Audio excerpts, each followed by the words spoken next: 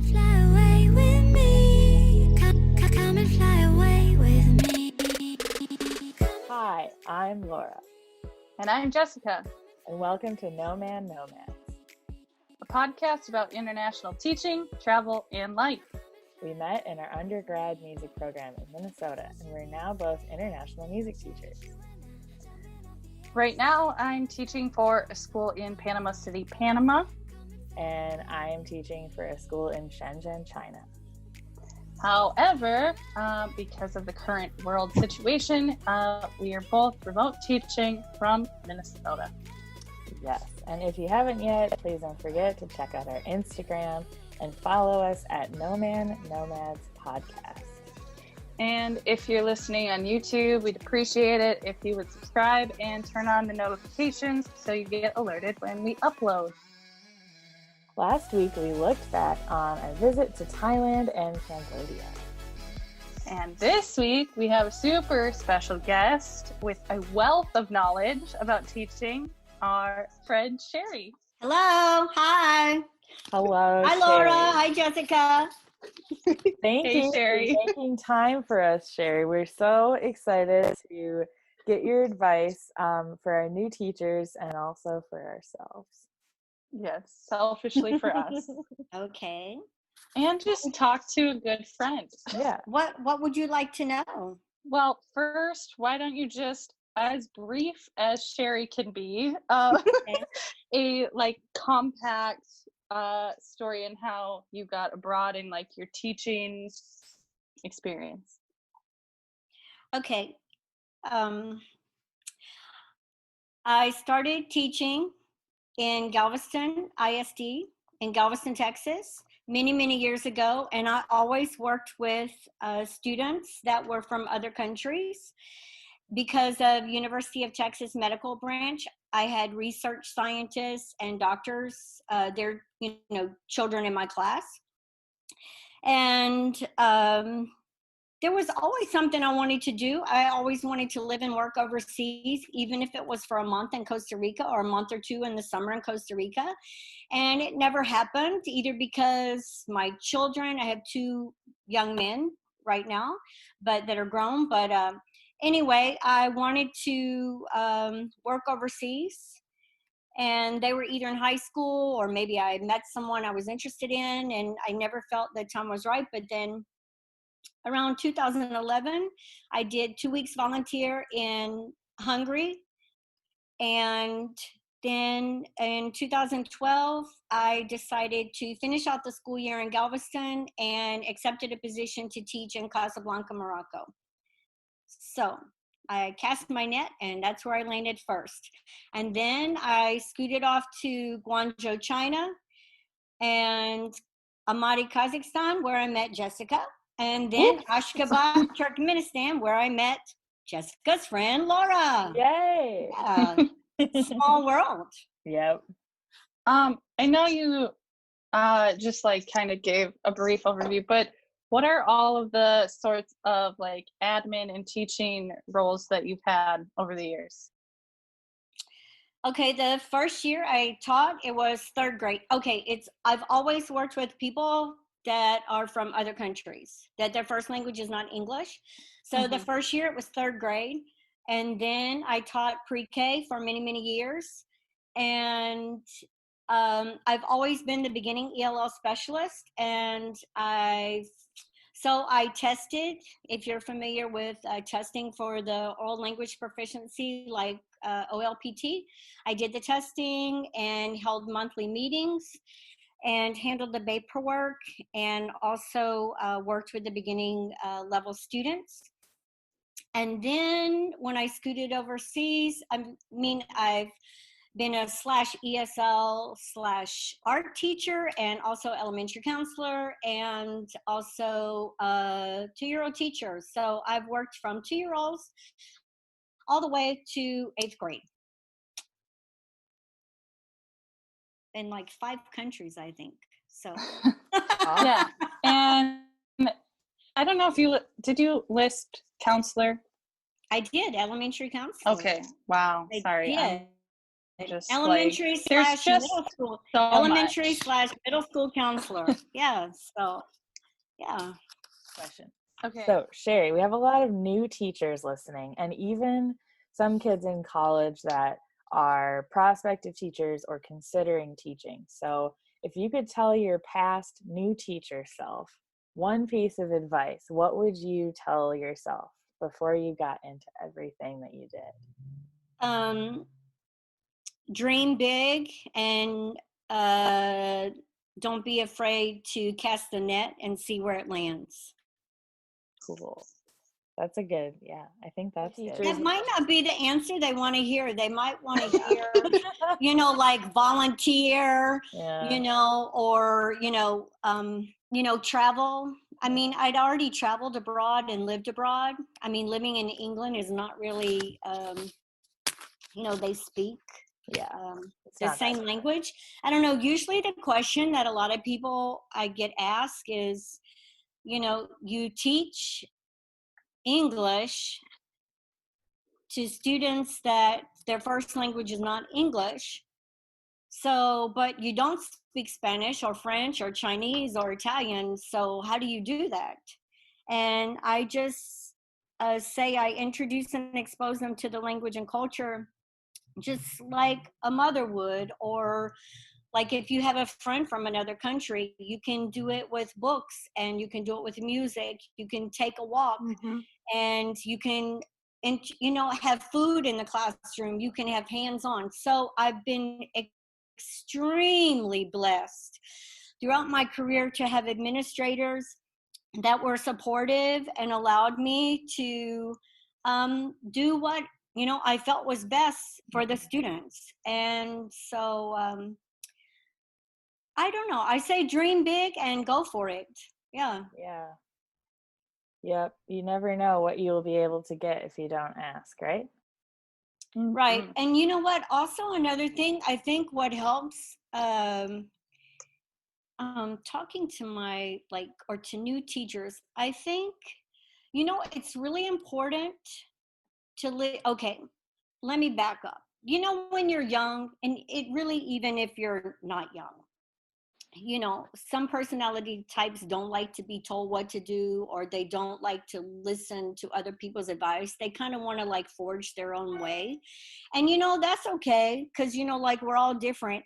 But I was just thinking, I was blessed to have professors and coworkers and friends that encouraged me. And because I had a professor and she had worked overseas, lived and worked overseas, and she says, I think you would be great at this, have you thought about it? And I said, yes, actually I have before, but I just hadn't done it. And so I think it's important to have mentors, or to have someone, you can have a group of friends that they're friends from high school. You can have someone maybe that's older, or somebody your age that recognizes and sees something in you that maybe you've thought about, but maybe you just need that little extra push, to go and do, or to try. And it's not permanent. Go for a year, go for 2 years if you want to, and if you love it, keep doing it. And if not, then you can change your mind. It's not permanent. Yeah. But in America, well, maybe I don't know about the younger generation, but maybe not. But when I was growing up, my parents, or even myself, you would think, oh, I'm going to do this for 20 years and retire, or 20 30 years and retire, stay with one company. But you don't have to do that. And I don't have a husband, and I didn't take children with me, or even pets, but you both know this, you can be a family and still live and work overseas if you choose to. Yeah, that's the great thing. Some people have it really planned out, and some people think they have it planned out and then change their mind, and that's just life. You can always go back on something. It's not really permanent. Yeah. So you mentioned mentors, which I love, because that was another question that I had. And we just recorded with Jody from Ashgabat, and she also talked about mentors. She suggested that new teachers find them, but how do new teachers find mentors, and how do they choose who is going to actually be helpful to them or have their best interests at heart? You know what? That's a great question. And you know what? Since I've been in this a while, I can tell you that sometimes the school districts or the school where you work, they assign you someone, Yeah.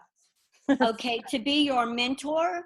And I can tell you from personal experience that it's not always, okay, this is just, I'm talking about my experience. Everybody has different experiences. But, you know, sometimes the person that they assigned you may not be who you feel is the best mentor, you know, at that time. But it's important to have someone, I think, that you can trust, that you can confide in and say, you know, like, I'm really having a bad day and I'm like ready to quit. And they're like, no, no, no, no, no, you know, like, no, come on, let's work through this together. Because teaching is difficult. It's Yeah. not always easy. Even if you have the lesson plans, I mean, somebody may get sick in the class and you have to change everything. So, um, anyway, I may be telling a little bit too much information. Well, no, you said I you don't said it know. doesn't always work to have those mentors that people pair you with, which I agree. Because when I So, first came to Ashgabat, well, even beforehand, they were sending me some pen pals that gave me advice, or I could ask them questions about like what to pack and what to expect. And everyone gave me really different answers because it just depends like what kind of person you are and what you're looking for and what you're comfortable with. right. And you know what I just thought of too is that years ago, I mean, because I absolutely love teaching pre-K.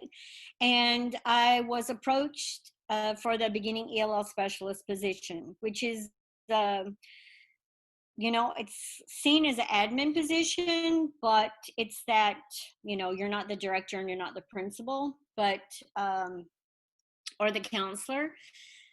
But anyway, there was a part of me that was going to say no, even though I was approached from the district or sought out. And I had three people in my life. I had, like, at the time, my best friend, Kathleen. And then my mother, who was in education, has her doctorate. And she's also my mother. So she could speak, you know, wear two hats and speak from both aspects. And then my professor. And anyway, my professor, I remember what he said. He said, they sought you out and they see something in you. They can trust you. And he says, do it, you know, like, do it. And my mother gave me great advice. My friend gave me great advice. And then also another professor who had lived and worked overseas. So it's, they were all different ages and not all in education, but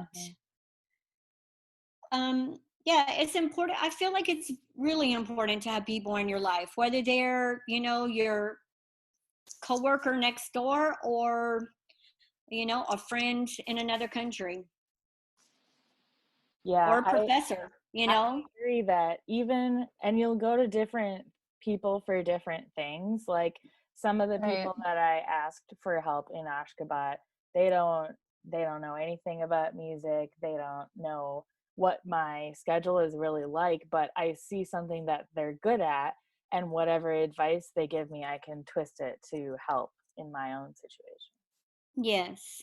Mm-hmm. Right. I kind of want to like switch gears a little bit. Okay. What has been your favorite like teaching or admin type position that you've had, and where and why? Oh my goodness, what a difficult question. You know, I really try to look at the positive, you know, of wherever I am and whatever is going on in my life. Um, I liked all the jobs that I've had. And like I mentioned before, I'm really blessed to have administrators, that valued and appreciate me. I think that's important, no matter what job you're in, is to feel valued as an employee, whether you get paid $5 an hour or $500 an hour. It's important. But I'm gonna have to say this is really, really, really tough. But you know what? I'm gonna have to say probably Casablanca, Morocco, Casablanca American School, where I was a beginning ELL specialist, and I'm gonna probably say that's gonna be my number one. And like, what about there specifically, or I guess just jobs in general? Like, what makes them good for you? Do you know what I mean? For me, for me, I've already mentioned, like, it's nice to have a boss that gives you the freedom to be creative and to, use the lessons that, the school has or the resources that you have. And also to be creative, like with art and music, to go for a walk, and even to combine classes, or to bring in speakers. I mean, in other words, just to be able, honestly, I've loved all my jobs and all the places that I've lived and worked. I really do try to make the best of wherever I am and do the best that I can, and make the most of it, like bloom where you're planted, and take advantage of the opportunities that are there. Yeah, definitely. Do you think that that students that you've taught, like as you're going to different places or just as time has passed, do you think that the kids have changed very much, either through the time or in different places? For me, okay, I'm gonna say I work with international students, and so I don't think they've changed. I still think they all want to learn English and they all want to be successful, either at school or, like later on in life, they want to be a doctor or, own their own business. So, but I know with, like the internet, and or you could say even long time ago, like TV, and like I'm dating myself, but I'm older, but it's like you can use the TV and you can use the internet as a tool. It can be a positive or it can be a negative. So I'm an old-fashioned teacher, you could say. I like it hands-on. I like it. I like for the kids to do as much and to expose them to as much as possible. Whether it's inside the classroom or outside the classroom, whether it's through books or music or art, or, going to a museum, or having a speaker come in to talk, or, like preparing, or, having a recipe and making cupcakes or, milkshakes or, something in the classroom. So. Yeah, I guess this kind of goes along with it too, but do you have any advice for classroom management? Because that's like a huge thing for sure. You know what? Actually, I'm going to confess, classroom management is my weakest area. But because have had small classes, what I would say is building the relationship with a student is number one.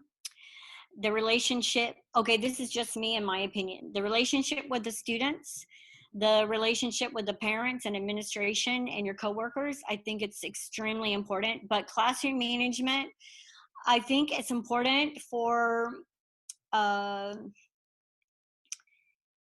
even the student that drives you crazy, for you to find something good. Because my mom gave me advice years ago. she said, you cannot have a meeting with a parent, like for parent-teacher conferences, until you can find something positive to say about, you know, whoever the student is that drives you crazy, you know, either because they don't sit in their seat or because they interrupt you or they're rude or they don't do their work. I mean, whatever reason, you know, she says, because that's, you know, they have a grandmother, they have a mother. In other words, they're loved by someone, whether you may like them and want them in your class or not. So the advice is to find something positive. Says this ties into like behavior management or classroom management or parent-teacher conferences. Like say something positive, and then if you need to say something like, oh, you know, it concerns me that he's not doing his homework, then, you know, okay, then you can talk about the concerns and then end with something positive, like a sandwich, like positive, negative, positive, negative, positive. But I think it's important to have like rules and have them posted like for older kids. And I don't know, I mean, honestly, looking back, I think you two, like Jesica and Laura, should do a segment on classroom management, because I mean, you've got the whole choir, the band, the whole school working together for musicals and et cetera, et cetera, et cetera. So, I mean, you're the experts on classroom management. So, but I mean, I it try to keep definitely it has. in my classroom, I like to keep it as simple and easy as possible. Like, I don't like, and this is just me talking personally, I don't like doing the chart systems where it's like, oh, and if you do such and such, you get the prize. You know, that's too much work for me. I just expect all my kids, all my students to come to school, to be excited, ready to learn, and ready to go. And I truly believe that learning can be fun and that you can learn while you're having a good time.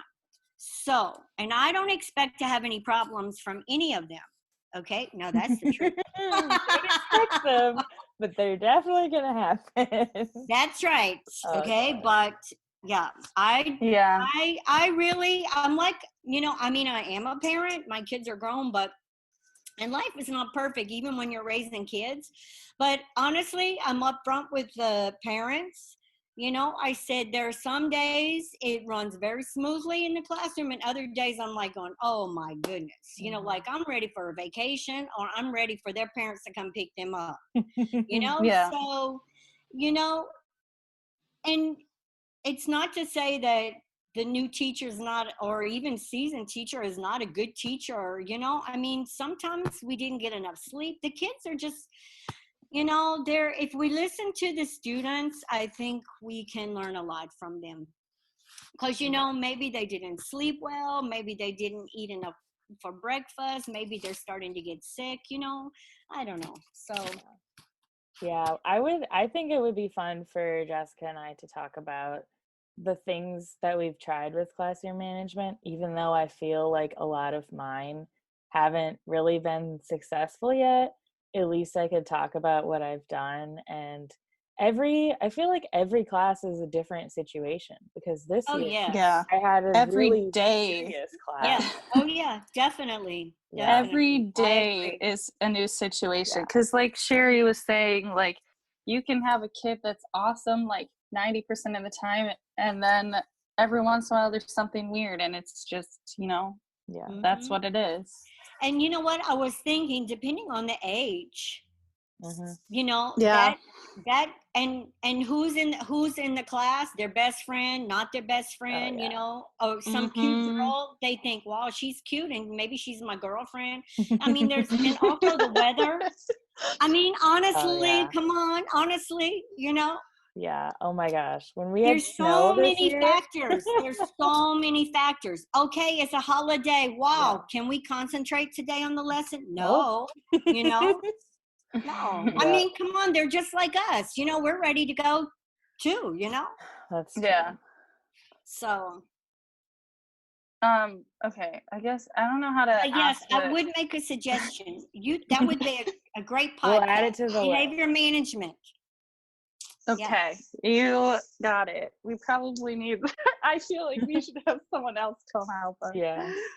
Or help. Okay. I don't know. I just think that you have some interesting stories when you talk about counseling.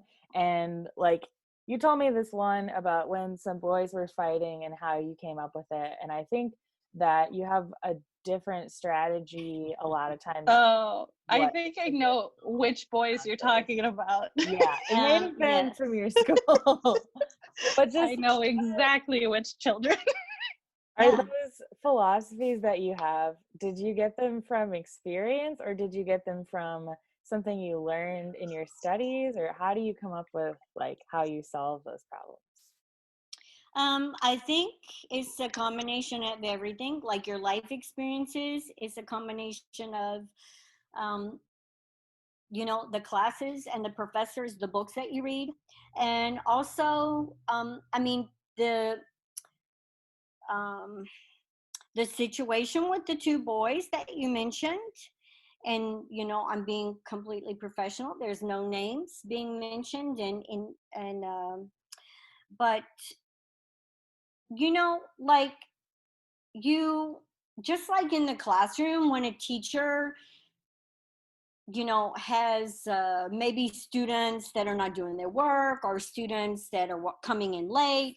You take what you know from your own personal experience, whether it's your own life or you know you know just going to school with friends, or like your professors, or a book that you read. I think you take and you use what you can use for different situations.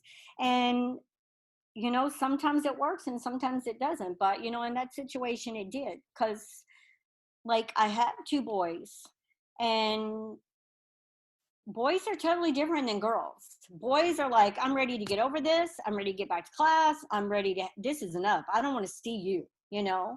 I don't care if you're the counselor or not. But, girls are like, oh, we can sit on the couch for 10 hours and talk about kindergarten. And they're in 8th grade, like, come on, they can talk for 10 years. So, That's yep, true. it's, different personalities. And, I'm lumping all of them together. But honestly, there are girls that could care less about talking about their problems, just like there are boys that they do want somebody to listen and to so we're not all the same, we're different, we have things in common, but we're all different, we're all unique. So Yeah. and you know what, different cultures handle things differently. Oh, My goodness. I Okay, know. Yes. so Yep. it is extremely important. Oh my goodness. Okay, you know what, you asked me like new teacher advice. Okay, Yeah. new teacher advice. Let's You know do it. what, learn the language. I didn't, but learn the language. Okay, that would be extremely helpful. Another thing, to the country that you plan to visit or plan to live and work in. Another thing is learn the culture, or try to learn the culture. Try to, even if you don't understand the culture, try to, because it will help you in your day-to-day like walk, just doing business in the neighborhood, or it'll help you at school. And you know I think that's good advice, because I think another thing is to take the time. I think as Americans, sometimes we're so busy, oh, we have to do this, we have to do this, and we don't really take the time to get to know one another. Like, why do you always do this? Like, ask the question, why do you do this, or what's bothering you, or who knows, you know Yeah. I don't know, I don't have all the answers, but I just thought of that. Yeah. It's So, great. this next question is from Anna. So we want to thank some of the people that submitted questions. We just said we'll be having an experienced veteran teacher on if you have any questions for her. So her question was, what are some ways we as new teachers can make our planning and prep time more effective? More effective in like not spending so much time, Like, is you it think? is it a great idea to spend your prep hour making a bunch of copies, or is it better to use that time to write lesson plans? Like, how are we supposed to get everything done? Okay, here's my newbie first year teacher, even seasoned teacher advice. Mhm. Okay, number one, take care of yourself. So if that means you need to take, you know, a break and walk around the track, do it. If it's just like walk down the hall, say hi to a friend for 2 seconds and get a cup of coffee, do it. I think number one, you need to take care of yourself. Number two, I think it's important, and this ties in with taking care of yourself.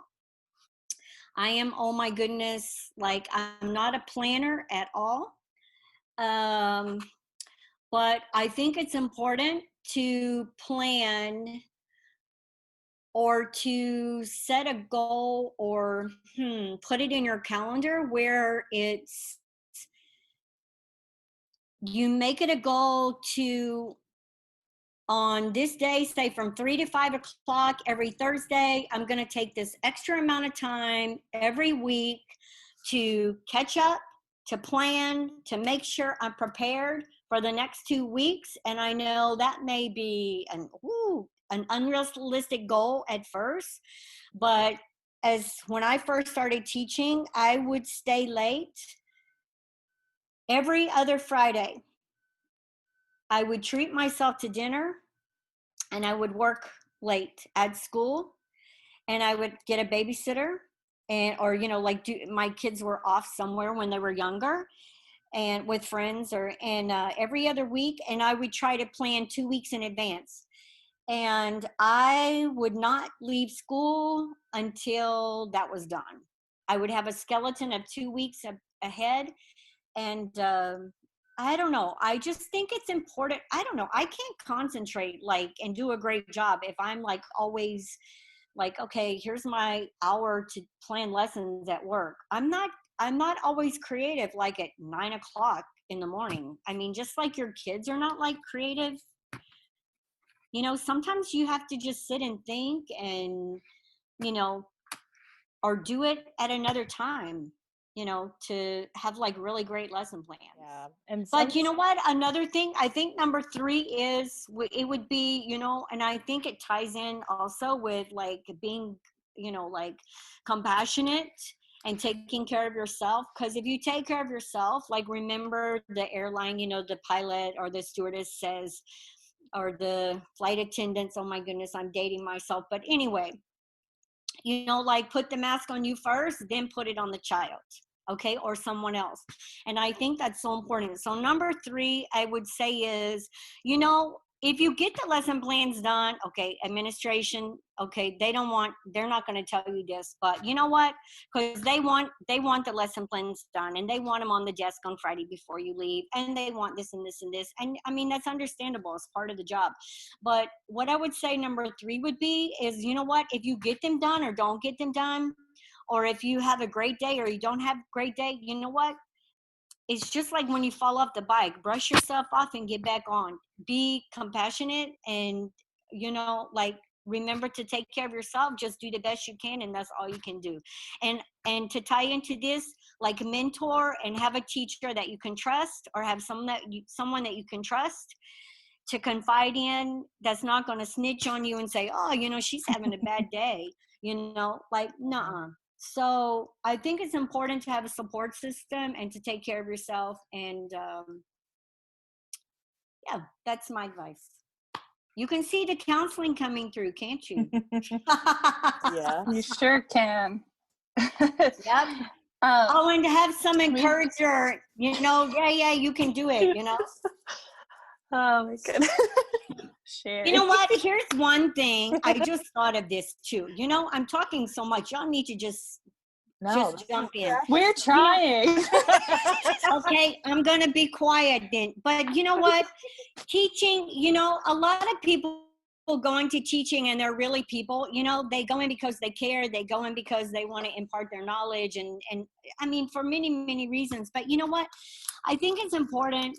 Sometimes teachers, or we don't tell teachers, sometimes it can be lonely in the classroom when you're just there by yourself with a bunch of kids, so that's why I say it's important to take care of yourself and to have a support group and to plan by Wednesday of every week, plan something fun for the weekend, even if it's just go have coffee with a friend. I think it's very, very important. And I'm quiet. Okay. You got it. I have another question from someone else that we went to college with, graduating soon. His name is Gabe.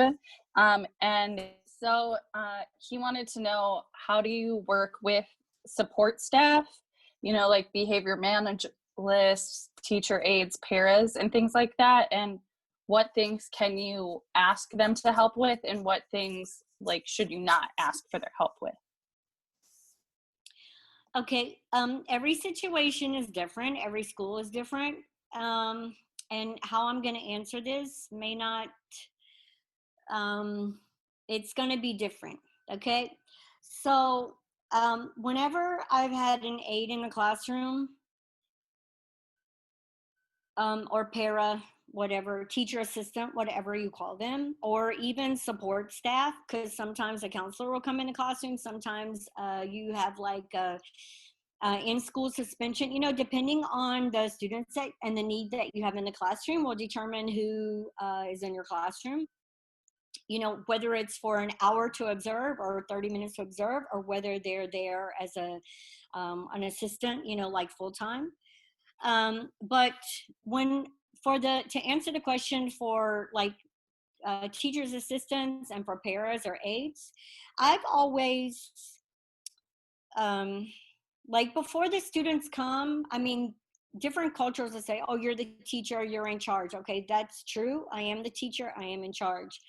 But I've also told them, whether it's one person, two or three, whomever, whomever may come in the classroom, is, we're all teachers and we're all here in the classroom and we're all professionals. And I don't have this, I'm the teacher, I'm better than you. I think we all bring something to the table. And, say, for example, if someone is better at this, then please, take the lead, and in other words, I think, like I said, we all bring something to the table. And I think, but that's just how my experience has been, and how I know other teachers and other friends that I know, they would never do that, but that's what I've done. So, and it's worked. And I've had some awesome staff to work with in the past. And but you know what I thought too, like you mentioned, for staff coming in the room, maybe to observe. I think it's important to, whenever you have a situation, I think it's important to talk about the student or talk about the teacher, or if you have a problem with the aide, I think it's important to talk to administration as new teachers and seasoned teachers. I think it's important to talk to administrators behind closed doors if you do have a problem. Okay, out of respect for your coworkers, out of respect for the students, out of respect for the parents. In other words, be professional, don't gossip. And,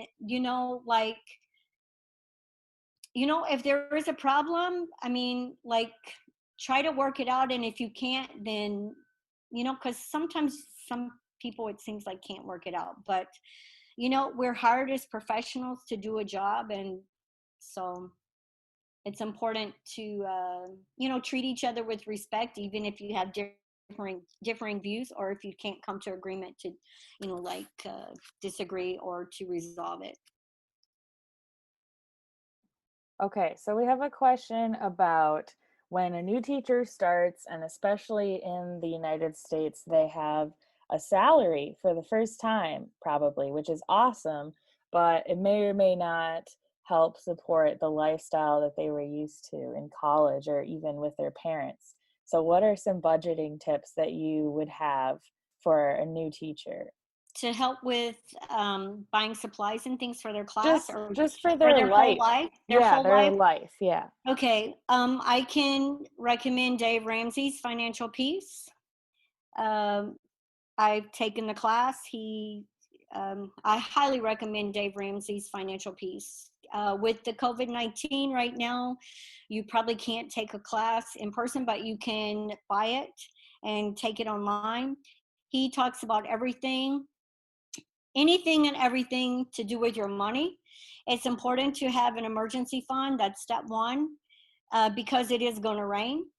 So you need to write on a sheet of paper. An emergency might be medical bills, or emergency might be, your car broke down. Write it on a sheet of paper. So when your friends call you and say, hey, we're going to go to Hawaii for the weekend, and you don't have the money, you look at that sheet of paper and you say, okay, it's not a medical bill, and it's not this. It's not what I wrote on the sheet of paper, so it's not an emergency, so I can't go. So it's a visual reminder of what really is an emergency. So the first thing is, have an emergency fund, have a budget, write down a budget. I think having mentors, people that are older and wiser, that have walked down the road before, can help too. I wouldn't go to my friends that are always shopping at the mall or online. They're not the ones probably to help you out. If you're trying to work on a budget, and make ends meet. So, I highly recommend Dave Ramsey. Another thing is to save money is you can, of course, cooking at home instead of going out to eat. And, I know people don't like to do it, but you can always rent a room instead of renting an apartment or a home, when you're first starting out, to save money. I mean, really, it doesn't matter what age you are, because everybody has different financial needs at different, times in their life. I mean, some people sacrifice and live in a little tiny inexpensive place and save all their money to build their dream home, so it's not to say that you don't have money. It's, write down your goals and write down your dreams, and then go for it. And that's not only in the financial area, but also educationally, also community service, health wise, with, yeah. Okay, we have one more question from a listener. What are some things you can do the summer before your first teaching job, or maybe before a new teaching position? Is this stateside? Uh, Stateside or overseas? I guess it would be either, both. Probably stateside, other than obviously you're going to be packing and moving and wherever. Right. If you're just nervous about how you're going to set up your classroom and what you're even going to teach in the first couple weeks or whatever. Yeah, so I guess, yeah, stateside, or once you're already in the new country. Okay, I think this is where it's really important to talk to your administrators and see if you can get some resources ahead of time, or if you can, they can, give you an email address or somebody that you can talk to for, you can have a mentor teacher or someone that can help you out.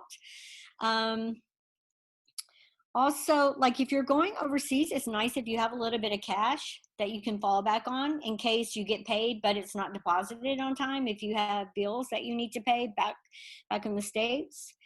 So, you can be independent and stand on your own and not have to call your parents or, take out a loan or talk to the director or something to help you out. Because, let's see, but there's thousands of resources. I mean, I wrote my top 5 resources down for like ELL, if you'd like to hear them. I mean, there's thousands out there. I really like Frog Street Press for their alphabet books, like Apple Annie, how are you today? Okay, it's got music. It's just, Frog Street Press is great. This is for beginning ELL or for elementary students.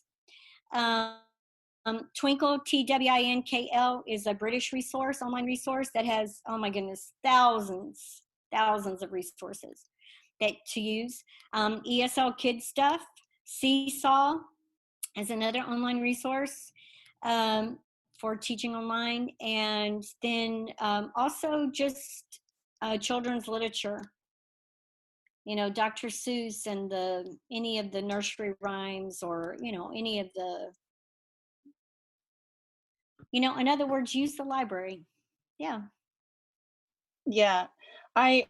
Maybe this isn't super related, but I just wanted to like shout out Teachers Pay Teachers is like my favorite. Yeah, I forgot Teachers Pay Teachers. Thanks. Yeah. It's like teachers already making lesson plans or decor for your class or whatever. So I highly recommend it, and anything you buy is going to another teacher. So yeah.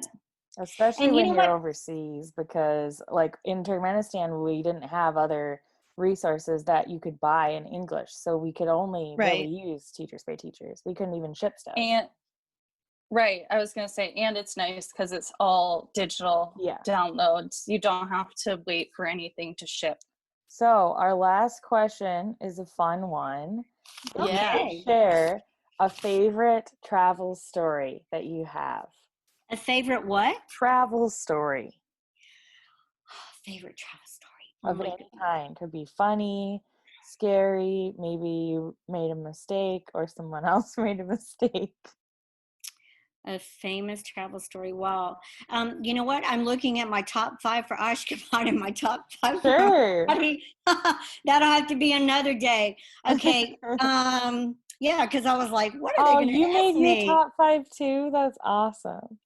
Yes, I did my top 5. Okay? You are our only listener probably that's been to both.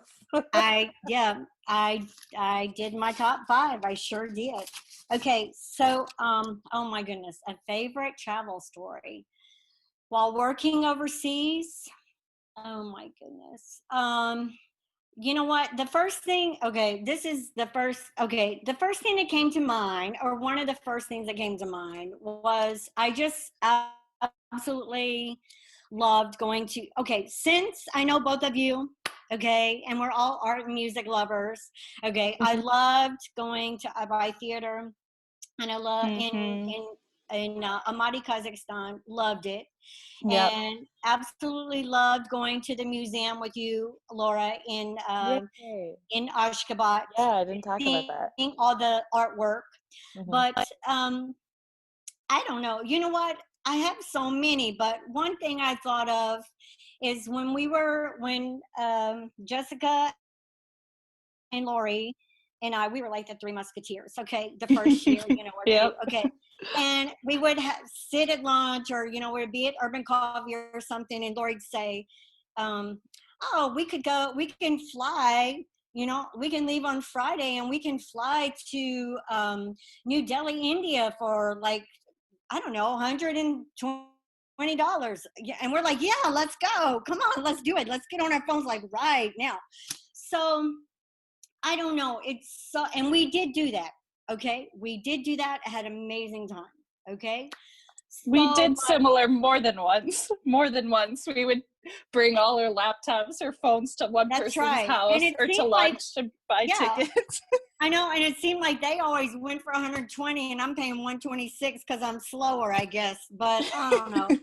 Anyway, I have so many stories. I mean, oh my goodness, like riding a camel in the Sahara Desert, like in Morocco, and living 5 blocks from the largest mosque in Africa on the North Atlantic.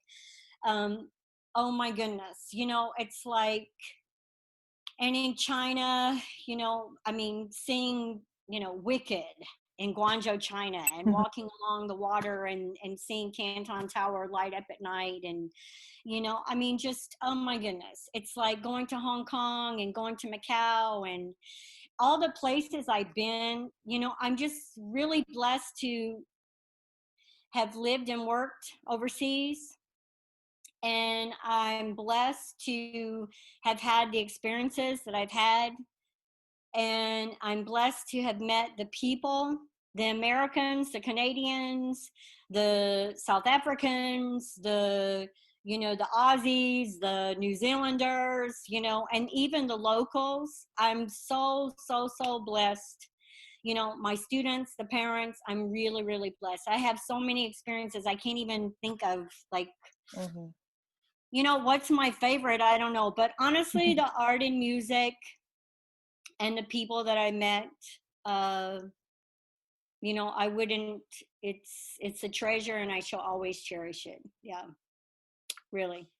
Yeah, ballet is one of my favorite things to do in whatever country. If there's a ballet, I don't really care if it's not famous or if the dancers aren't professional or whatever. I just love seeing it because that was part of my childhood. Yep, exactly. So, I mean, going to India, going to Thailand, you know, going to Kyrgyzstan, oh my goodness, for the weekend, you know, it's like going to Azerbaijan, you know, walking along the Caspian Sea. I mean, just, you know, and the food. I mean, there's so much, you know, that we could talk about. And yeah, I'm just really blessed. Well, we'll have to have you on again because you Oh, y'all are obviously have a so lot of sweet. stories. Oh, it's okay. But you know what? You have lots of stories too. That's So, true. That's why we're right. doing this. You know what? You lived in the White Marble City too. Yeah. With all the lights at night, you know? Oh, yeah. Well, That's right. thank you so much for joining us, making time in the summer to talk about work. You know what? It's my pleasure. I enjoyed every minute of it. Aw. I feel honored. It was great to talk to you again. It was great to talk with both of you, okay? We need a cup of coffee next time, okay? Yeah. Let's decide, Shaw Cafe or Urban Coffee? I don't know. Yeah. Or maybe we'll have Starbucks in America. Who knows? Sure. There you go. You never know. That's right. Where will it be? We don't know. Well, for anyone listening, be sure to check back next week to hear more from us. We're going to play a trivia game for you. We're going to be a little bit more relaxed so you can just kind of listen to our conversation and maybe play along with our game, see if you know more than we do.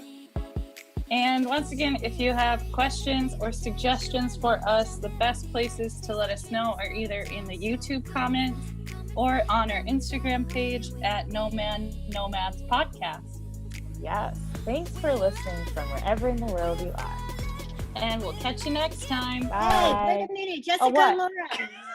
Why? Wait. You forgot to What? ask me. I'm in Brookhaven, Mississippi. What? Oh, we're supposed to ask you where you're from right now. Oh no, we gotta start the whole thing over. Delete. You forgot to ask. I'm 2 hours north of New Orleans, Louisiana. Okay? Here, we can ask you right now and put it in the beginning. Yeah. Okay? Are you It's ready? okay. I'm only kidding. Are you ready, Sherri? Sure, I'm ready. Sherri, where in the world are you right now? I'm in Brookhaven, Mississippi, the home seeker's paradise, 2 hours north of New Orleans, Louisiana. The what? Sounds like Welcome to the sunny South, Laura and Jessica. sounds like an infomercial. Yeah. Travel Are app. you getting paid to promote this city? No, I'm not. But I welcome you both to come visit me. Oh boy. Oh, man. Okay. Thanks for listening from wherever in the world you are. And we'll catch you next time. Bye. Bye. Bye. It's been fun. Bye.